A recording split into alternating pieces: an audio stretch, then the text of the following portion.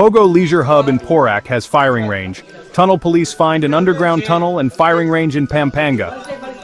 In a startling development, authorities in Porac, Pampanga have unveiled an underground tunnel and an indoor firing range within a residential compound.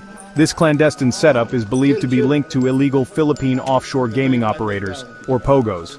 The discovery was made in Barangay Sinura, where police encountered a well-lit tunnel leading to empty offices and even a bedroom with glass sliding doors opening onto a lagoon. The firing range, however, remains unseen in the footage shared by Pampanga Governor Dennis Pineda. Meanwhile, the National Bureau of Investigation has also been actively cracking down on Pogo-related activities.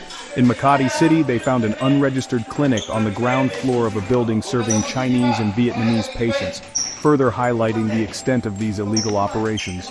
Click on the link below to read more about this report, and please don't forget to hit the like and subscribe button for more updates.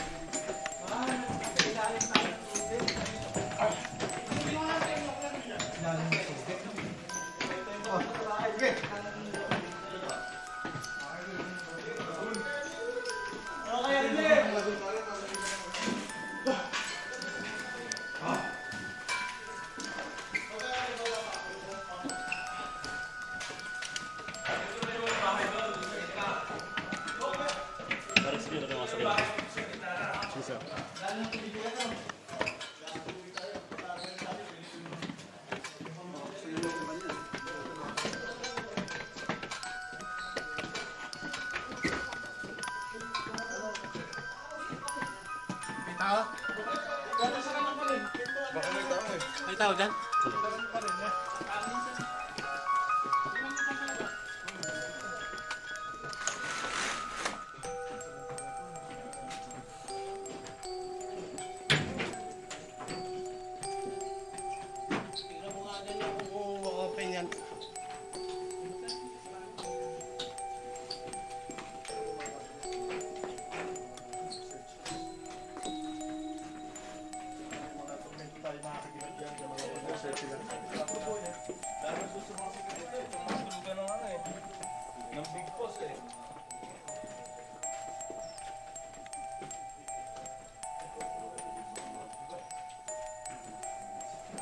Video nga dito, ano, boss.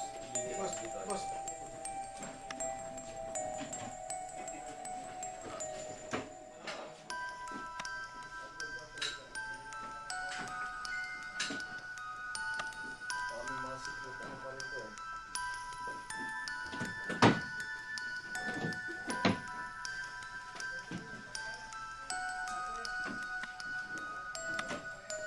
Paglipat na talaga sila, iniwan na.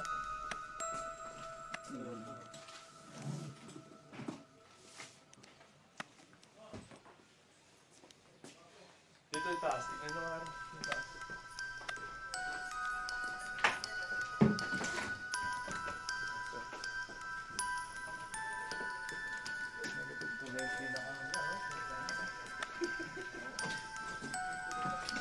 Dapat papicture tayo ito.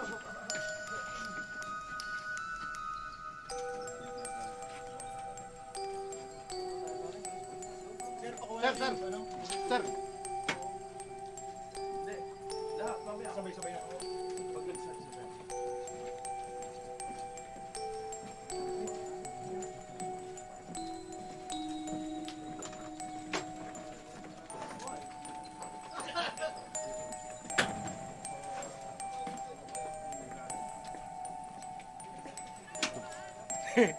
Lalangoy! Langoy kang! Langoy kang!